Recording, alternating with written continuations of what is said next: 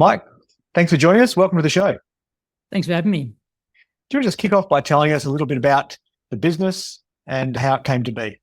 Yeah, so we've got two brands, TinyMe and Apico. TinyMe is the one that we're probably more known for. We actually make personalised, customised kids products for TinyMe. Yep.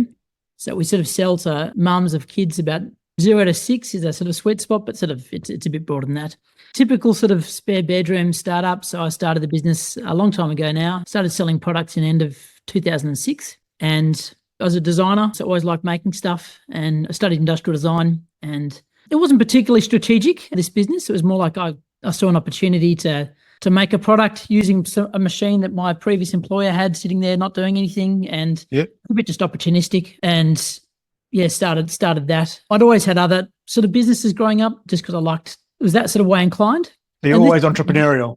Yeah. Like early on at school, I probably sort of thought I might just do business. It's actually my brother. He's an architect. He got 100% for art. He's a few years above. And my mum said, maybe you should do art just to get good marks. So I wasn't doing any art in year 9, and I switched and then suddenly got really into it, and then decided to go. I think my mum thought, I quite like that.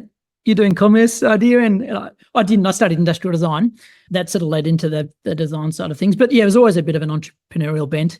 So in terms of some of the products, can you give us a bit of an idea of what that sort of looks like in terms of, and was it something that, you decided to make because you were interested in designing and making that, or was there, you wanted to make these for your own kids, or what was the genesis of that? Yeah, it was certainly interestingly being a business that makes a lot of kids products. We've never been passionate about kids products. We've been more passionate about where design meets manufacturing and where design meets a customer need, and where we can innovate to meet that need. I had 2 kids at the time. I've got 6 kids now, but I had 2 when I started the business. So just accumulating them as you go along. That's right. So I was very aware. You're living the demographic. So I started with a name puzzle, a wooden name puzzle. And I studied industrial design. I always worked in manufacturing. I was really into what's called lean manufacturing, which is sort of common more broadly in business now, but we were right into it you kind of have to be to survive in Australian manufacturing. And I saw this one where, in that case, I could bring in high labour cost components of a name. This is like a wooden kids puzzle with their names on it. Yep. And then use local a computer routing machine to sort of do the delayed differentiation on the product. Okay. And keep the margins pretty good for a craft product. It turns out now that we actually don't make it with offshore components. We've just changed the way. In that one, it's actually all made locally. The local wood, but that's just because we worked out another way of making it, which is more cost effective. And that sort of led into this business model of sort of mass customization, of building one-off products at scale. Yep. And then trying to do that in the highest labor cost market in the world, which is Australia. I think there's one European country apparently that had but we're pretty much the highest labor cost. So we've always been just very aware of that. In terms of sort of KPIs, we've always had that, more or less some variation of retail dollars per labour hour on the production front. We're going to go bust pretty quickly in Australia and there's certain things we just don't try and do as much as we'd like to do in our market. They just will be too cost prohibitive. Labour intensive in terms of, obviously you like a challenge, right? So you've gone down that path. But what type of examples are there of things that you won't do?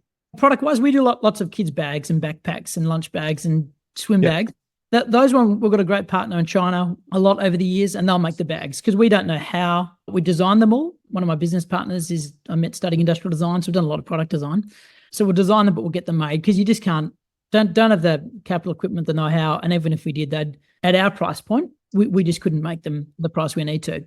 So bags would be an example. With something like a book or wall stickers, which is other products we make, or stationery or calendars, diaries, it's sort of paper. And we're not doing a commodity item. We're not trying to sell really cheap books and print them here, but we're doing one-off, and every single one's a one-off, and it's personalised in some way, whether it's the design of the cover, the internals might be personalised. There's all sorts of ways you can add photos. So there's all sorts of ways of personalising them, and that keeps the margins better. And so a lot of the customised, personalised products in Australia is made here.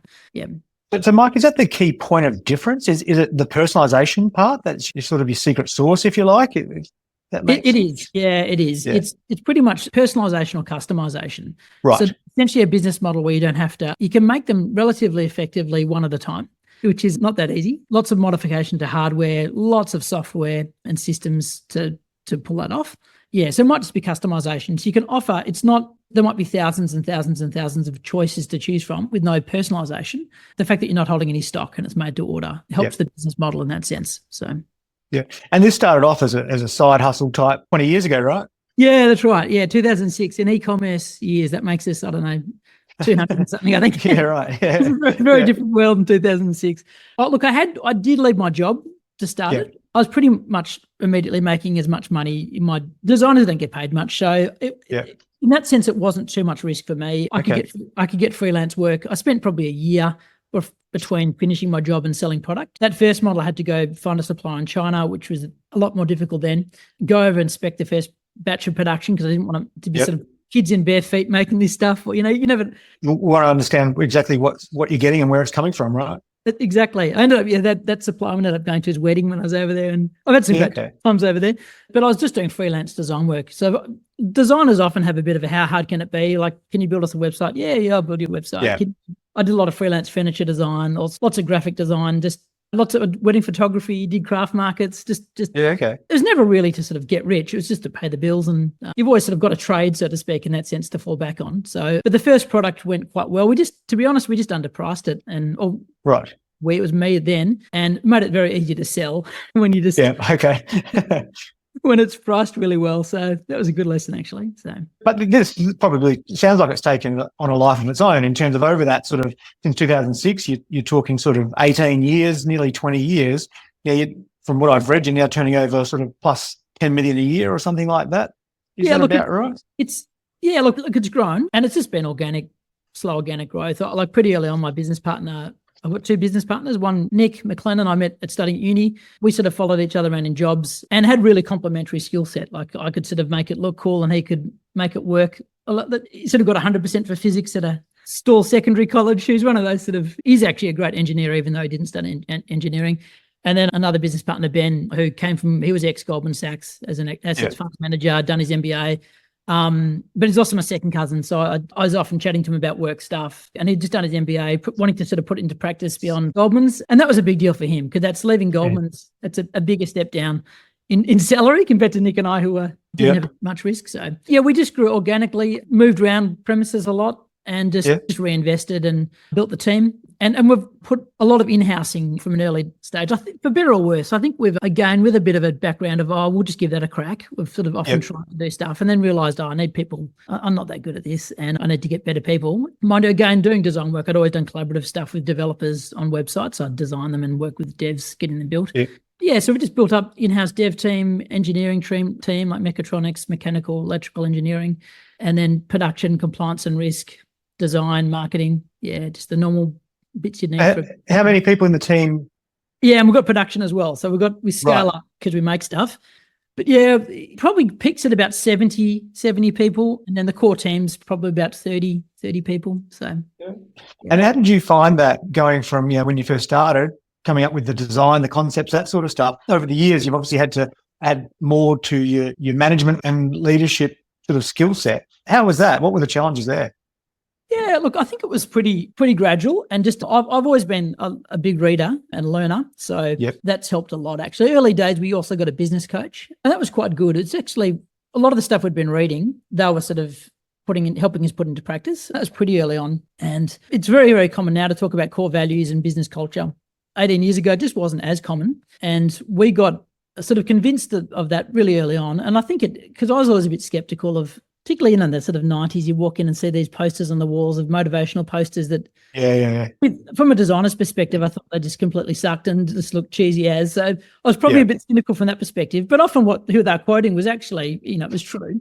But I think the packaging put me off. But we came around and realised we do need to sort of articulate our core values and hire according to those and build the team according to those.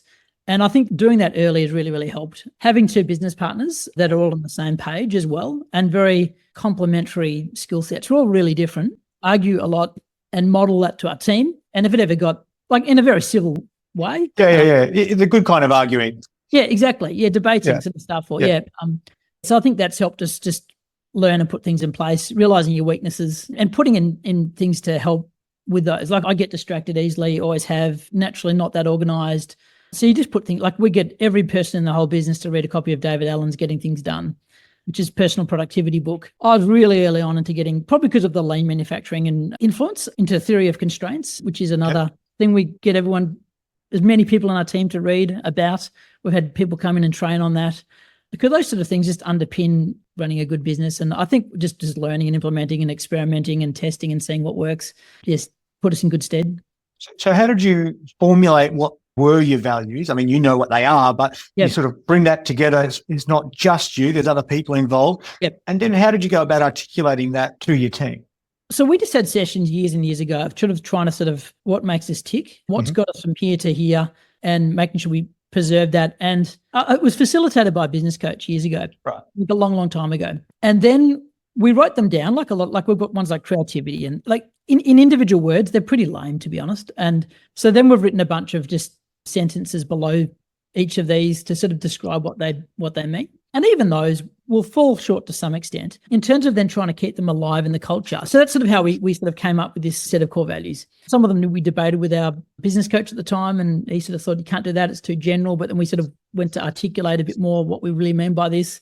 We had ones like integrity, and he goes, oh, you can't do integrity. Everyone would say integrity. And we're like, oh, well, no, like if this is actually, we're going to do stuff, even if it's going to cost us money, if it's the right thing to do. If you define it, I think that's different, right? Because like you say, everyone says integrity, but what does the integrity mean to you? Is it integrity in the product? Is it integrity in the construction, or is it integrity in the way you do business? There's so many definitions within that, and that's what you probably have to sort of work through.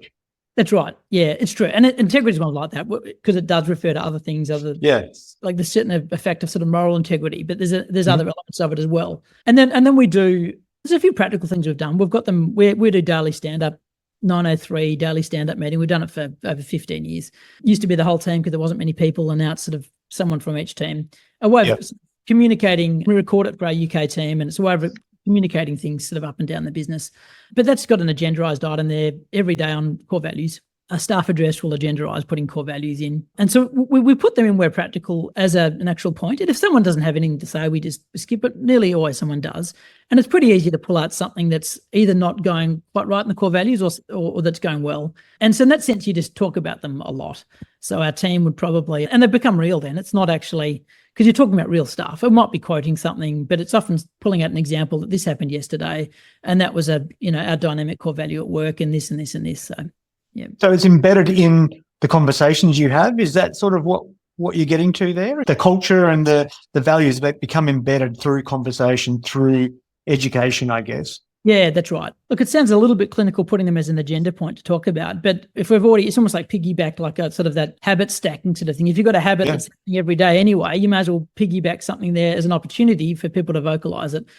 And the team starts to as well. They start to sort of pick up on the thematics. So that's worked relatively well for us. It is a hard thing to get core values that are written down in a book and actually get them to become part of the culture through just talking about them. You do have to they actually have to be there. You have to hire the people that are aligned with those and deal with stuff when it's not. But I think it's been really valuable for us.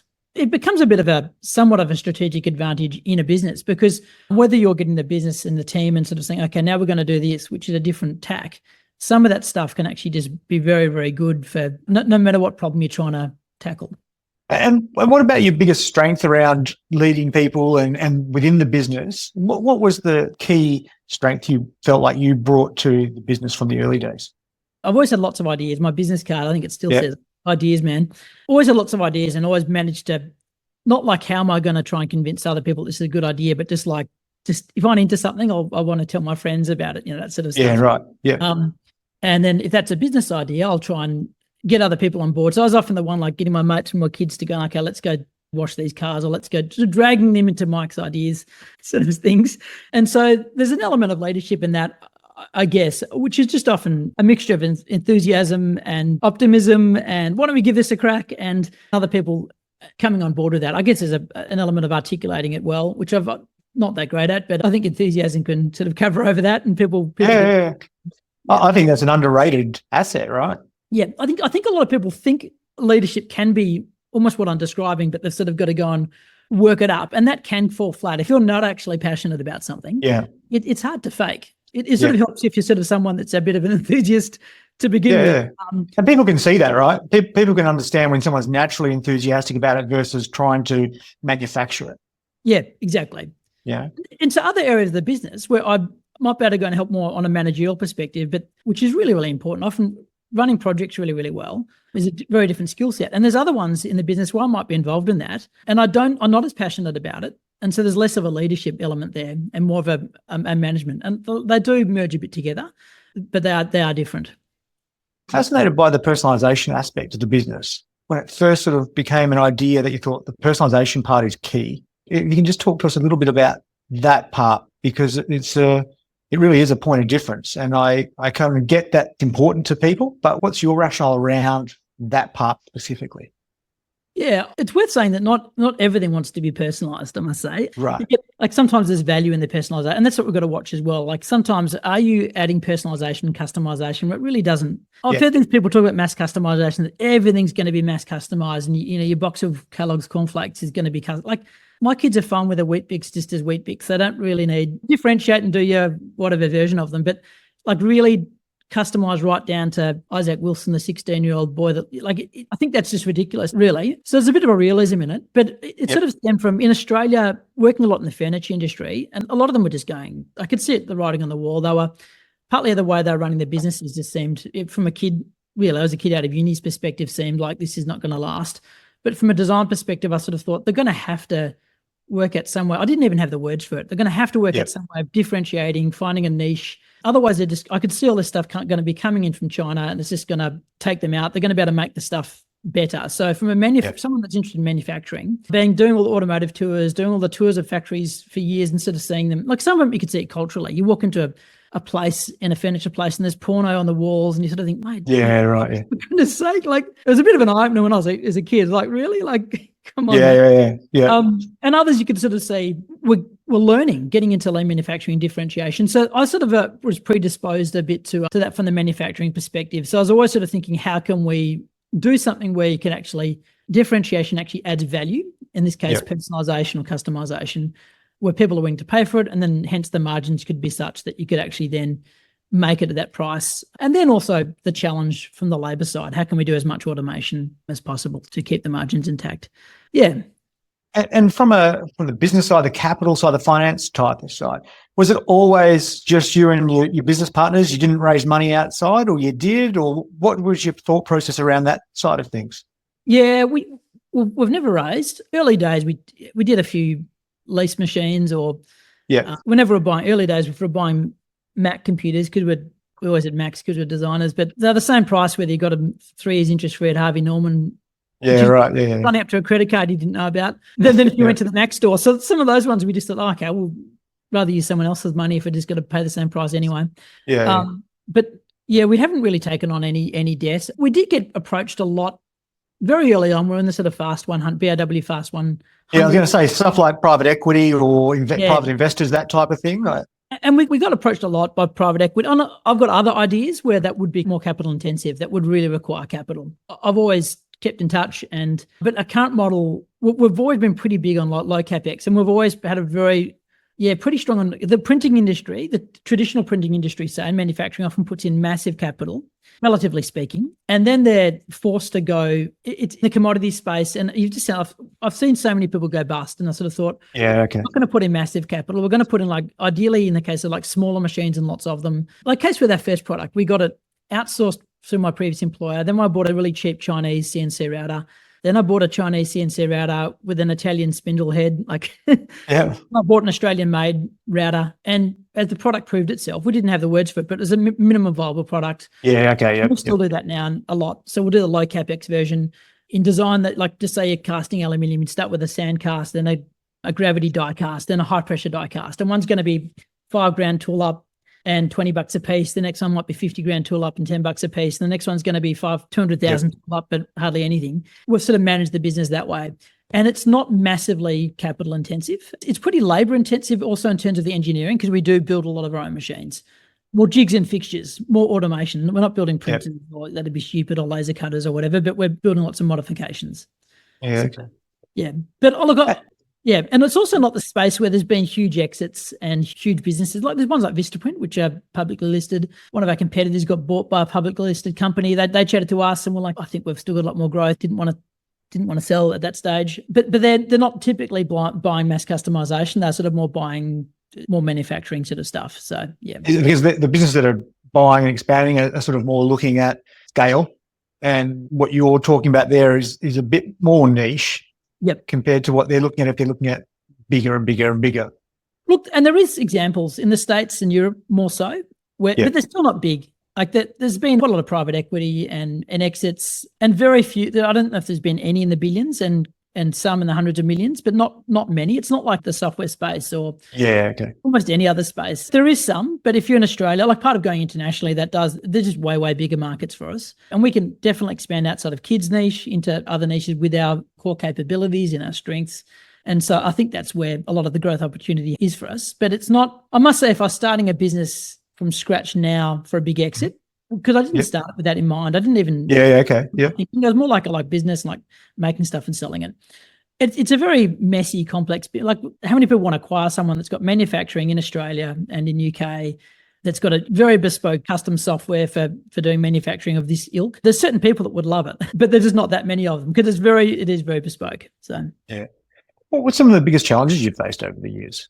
Yeah, good question. We did early on in the business have a recall. Our very first product was this name puzzle. It had these wooden letters with wooden pegs in them.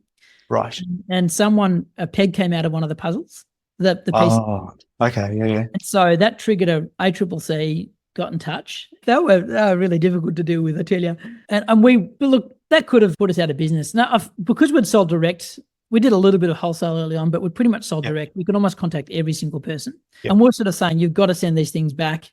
But they would get them and they were fine. So a lot of people did send them back, which is what we asked them to do. But I think a lot of people, we did the right thing and said, send them back and we'll replace them. But some people might do their own modifications. Well, the fact is hardly any of them actually out in the field had anything wrong with them. Right. Okay. Yeah. And we knew that. And so we ran a very, very efficient recall, and I think it actually ended up building a lot of customer loyalty. It's not like we'd been completely, some of this stuff had got out there. Then we started pneumatically testing every single peg that went out of our. Okay. And then we changed the way we make it and decided the easiest way to not have any pegs falling out is not put pegs in the first place. And so we just designed it out of the product completely and thought, oh mate, just don't want to deal with that. So that's probably the biggest challenge we've had. And that was a long time ago now. But any business, you just got lots of. There's always challenges. Yeah, always challenges. What about COVID, Mike? How did the business go through COVID? I mean, that's challenging for everyone in different ways.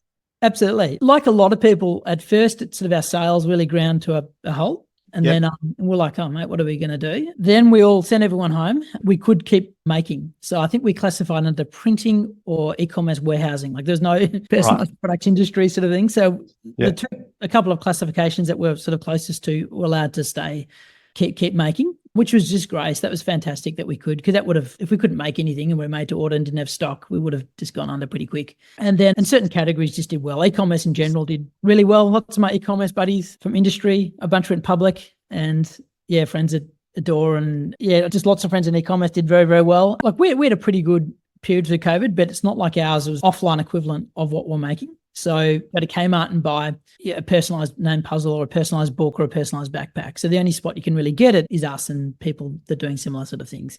But we probably did quite well because just if gifting in general was down, people might buy our product instead of a Nerf gun or something. We had a bit of a COVID kick, but probably not as much as some other e-commerce players where, if you wanted to get something, the only place you could go, you couldn't go to Myers, you had to go to Myers online or Catch or Kogan or, the others that were just booming. So it was such a weird time, right? Where suddenly, if you happen to be in the right spot and you've got this massive upswing, or if you're in the wrong spot, obviously the other way, but it's such a unique case by case and sometimes unusual too, in terms of like the way businesses fortuitously or the other way, that bonus type of thing. It was really quite amazing.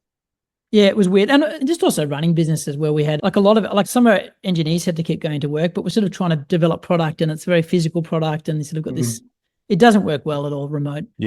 We pretty much bought someone, I've been a little bit crook, so I was home today, but I'm normally in the office, everyone else, because in our business just doesn't really work well remote. So those sort of normal challenges. So yeah, okay. That makes sense. What about the best advice you were given? Is there anything that sort of stands out? Yeah, probably like I was talking to you earlier about this, the advice on the core values bit. Essentially, I'm really glad that someone made us aware of that sort of early on. I think it wasn't for what I said about the sort of cynicism of the posters on the wall, other elements of it were sort of bought into early on. We sort of actually had a bit of conviction in what I'd call some of the softer stuff in running a business. And so, but getting someone sort of tell us this is really, really important and us being convinced of that early on and taking it seriously, I think has been massive. In terms of consumers, what are the changes you've seen? I mean, you're talking about at the time iPhones or social media and all that sort of stuff was not really a big thing at that. So you've seen over that sort of 18-year journey a massive change in all sorts of aspects of society and the way we do things, buy things. What's the biggest changes you've seen from a consumer perspective? Yeah, and there's been some massive ones. So mobile is huge. When we started, I remember trying to convince my dev team mobile first in design really early on, because you could sort of see that but when we started, there's no iPhone and no e-commerce done on phones at all. There was no Facebook on commerce. Now that came in pretty quick, and that's been another massive trend of the intersection of commerce and social. And so we've had some great successes through that over the years. I must say we haven't been, compared to a lot of certain other brands, we haven't been at all on the cutting edge of getting onto social early on new platforms. Need to do a bit more of. Is that a deliberate choice or is it? I'm not so deliberate. It's probably also a bit of the team. And so marketing team reports to me, and I'm pretty involved, but the three directors, none of us are that. I don't think Ben even has it. Like he has WhatsApp for. Yeah. Okay. So it's not second nature to you guys. And school and, that sort of stuff. We're not social natives at all. And that does have a bit of an influence probably. And the marketing team is to some extent, but weren't really early on TikTok. And we've also worked out, we've got to work out how you, we still are, how do you play in those platforms and have some sort of authenticity in terms of, as a brand, who we are in that platform, because the brands have their own sort of almost aesthetic and way they work. And you have to behave differently in the different platforms to some extent, but how do you do that and actually maintain your brand integrity and try and not be things that we're not pick up on trends just for I've really struggled with this sort of thing of not struggle, but I really don't like trying to pick up on some social trend just for the sake of sort of cashing in it from a business perspective. It just really doesn't sit well. I know, I get it. That makes a lot of sense. And there's a bit of that in social, and we've just had to sort of work the line. And I must say, we haven't done it that well in that sense. And I think we need to crack that side a bit more. But there's certain things of just, even on the paid side, the organic side, of just communicating some of the basics of our product to customers well. So, yeah. Who are some of the business people that you look at and really admire the way that they go about things? Yeah, reading through poor Charlie's almanac, Charlie Munger and Buffett. So they're just very funny guys, very, very just smart, intelligent. And often I just find what they're saying. It really makes me sort of stop and think about things quite differently. I think very long term. I've often been far not long term at all, just like in some ways. We're influenced a lot by Jim Collins and the Good to Great, How the Mighty Fall, and that sort of more academic study, but just a great read. And that's influenced our business quite a bit, actually. That's sort of the concept of here's a concept called the 20-mile march of a sort of essentially working persistent. It's a great story, the analogy he gives. Yeah, some of those themes have influenced the business quite a lot. A book I mentioned earlier, a guy called Eli Goldratt, who has this academic theory called theory of constraint thinking, and that's been quite influential. And then I've listened to a lot of podcasts over the years of particularly like sort of startup founder podcasts of how people have built out companies, and I've always just find that sort of stuff inspiring. Okay. Well, what do you love most about what you do within the business? Yeah, I think what we do, for better or worse, for a small business, it's a bit overly complex. I do love that side. We've got a new product. If we're developing a new product, often it's got to be how we're actually going to make it at scale with low labor cost. How all the software behind that, because it might be quite a complex build in terms of files, and it's a bit hard to explain, but how that's actually going to be built, there's a lot of software behind that. So you need a dev team, an engineering team, design team, marketing team, all working together to get that to happen. And I love that. I love these projects where you can't have one person that can do it. And the more complex that gets, I find that more and more exciting. Now that you don't want to overly complicate things, particularly not right. So you sort of want to do where that complexity builds sort of some defensive moat, so to speak, in some way, and is decent margins. That's sort of the sweet spot. And so I've got to watch that I don't just get caught up and love the whole process of building something if it isn't defensible or if it isn't got the margin. It's got to be commercial at the end of the day, right? Absolutely. And so we try and vet that pretty early on, so we try and do an MVP and try and do a minimum viable product so we can find out and test and see if it's actually worth investing further. I do love that side of thing. And also I think because we've hired well and got a team we love, I must say it's very different if you're working with people that you love as opposed to people that like just a jerk. So Well, that's important, right? Life's It too is. short to spend it in an environment where you don't want to be, which is often why people start businesses in the first place. yeah, absolutely. What's next for the business? Yeah, well, I think we've put a lot of our strategic pillars in place because we're a manufacturer, and I think people are now so used to things like Amazon Prime where you're on your phone and you click a button and it's a Saturday night and Yeah. before we head out for church in the morning, it's sitting on our doorstep. It's just nuts, isn't it? And that's an expectation they're getting with personalised product to some extent. And so we're found in the UK, which is our biggest market outside of Australia, is putting in manufacturing there, mainly around cost and speed of shipping. It's helping us grow that market. It does also mean that it's relatively effective. We've got an island site, an EU island site, which is shipping into EU. And another one for us would be looking at we've never done any multilingual. So we've sort of got 10 localized TinyMe domains, but they're mainly in markets where they buy our kind of product in English. So Singapore. So that's 10 different countries, English speaking predominantly? Yeah, well, it's sort of Hong Kong, Malaysia. There's our kind of product they will buy. Now, most of our products you can actually personalize you can personalize it in Arabic or Hebrew or anything you want. Not all of them, but quite a few of them. So, and it can be bilingual as well. So you can put a line of this and a line of this. But they're markets where there used to be the e-commerce experience is in English. It's not a foreign experience being in English. New Zealand, Canada, UAE, US, obviously. So the only one we've got manufacturing in is UK. And so that's an opportunity in terms of the systems we've built and the software we've built, we can be multi-site. That's an expansion opportunity for us. Lots of the jigs and fixtures, they'll have the same laser cutters and same 3D printers and everything over there. So if we design it here, they can get it printing overnight for the spare parts and, they can implement it. And then lots of the parts of parts, whether it's actuators or solenoids or whatever, those sort of stuff you can just get anywhere in the world. So there's still a lot of growth from your perspective in terms of if you go into other countries, this has huge upside, I guess, potentially, right? There is, yeah. Other countries and other. So we've got this other brand, Pico, which is like TinyMe. Right, and other products. And that one, we've got the brand there. It's more of a foot in the door, and we just haven't given it. It needs almost like an anchor tenant, so to speak, in terms of a product. Really, really. And we've got a whole bunch of ideas in the product pipeline that could fit into that wouldn't really fit into TinyMe. That'd be a bit like, I'm on a kid's site, then suddenly how come I'm getting this other product? And so we have to say grown-ups, because if you talk about adult content, it's a bit different connotations, right? It's grown-ups anyway. So, but that's a big opportunity as well. Obviously, like a bigger player, which is more B2B, like a Vistaprint, but they're not doing much in the kids space. It is a bit of it's a great market. It's not overly cynical. It's quite wholesome. I don't know. There's a lot to be said about selling kids products. That's really good as well. So awesome, Mike. That is a fantastic story, and fascinated to see what you do next. Thanks for coming on the show. Thanks, mate. Cheers. Thanks.